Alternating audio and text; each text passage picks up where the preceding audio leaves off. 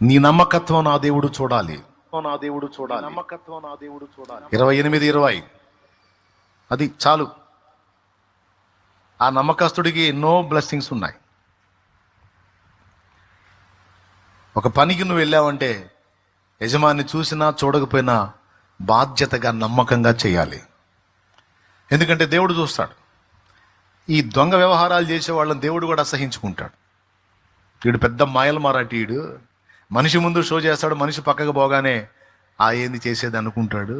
అబ్బాయి వీడు నమ్మకస్తుడు కాదని దేవుడు కూడా పక్కకు పెట్టేస్తాడు. ఉన్నా లేకపోయినా అప్పచెప్పిన దాన్ని నమ్మకంగా చేశారు. వీడు నిజాయితీ గలవాడు, నమ్మకస్తుడా, వీడు నాకు కూడా పనికొస్తాడని వెతుక్కొని తన పనికి నియమించుకుంటాడు దేవుడు.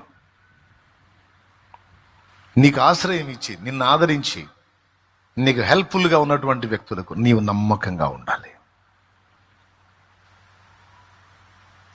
నీకు చేయూతను అందించి, కొంతమంది సేవకులు నీ మీ చేతుల నుంచి ఇదిగో నువ్వు ఈ పనికి వెళ్ళు, పనికి వస్తావు, దేవుని సేవకు నువ్వు పనికి వస్తావు నాయనా, నువ్వు సేవకుడివి అని నిన్ను చేతుల నుంచి ప్రతిష్ఠించి దైవజనుడిగా నిన్ను సమాజానికి, సంఘానికి చూపించి నీకెంతో హెల్ప్ఫుల్గా ఉన్నటువంటి దైవజనుడికి నువ్వు నమ్మకంగా లేకపోతే దేవుడు నిన్ను ఎట్లా యాక్సెప్ట్ చేస్తాడు?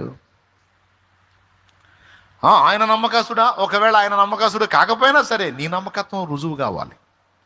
నీకు చేయాల్సిన విషయాల్లో నమ్మకంగా చేశాడుగా, మరి నువ్వు కూడా నమ్మకంగా ఉండాలిగా. ఎదుటి వాళ్ళ నమ్మకత్వాలను ఎంచేటప్పుడు ముందు నీ నమ్మకత్వం రంగేంతో కూడా ఒకసారి చూసుకో. ఎదుటి వాళ్ళ నమ్మకత్వాలను ప్రశ్నించేటప్పుడు ముందు నీ నమ్మకత్వం ఏ పాటితో కూడా పరిశీలించుకో. ఖచ్చితంగా ఇది పరిగణలో తీసుకుంటాడు దేవుడు సేవకుల విషయంలో.